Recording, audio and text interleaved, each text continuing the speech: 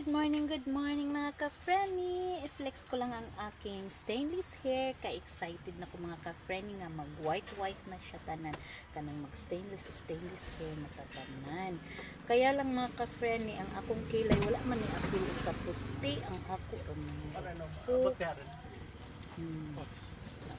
pulbos lang pagtaaron. Dili ra kaayo. Pangit atong pangit. Ha?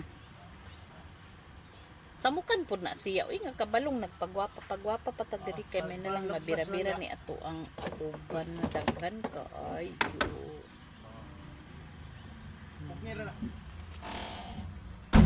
Paggulat ba kay busy pa kaayo ko.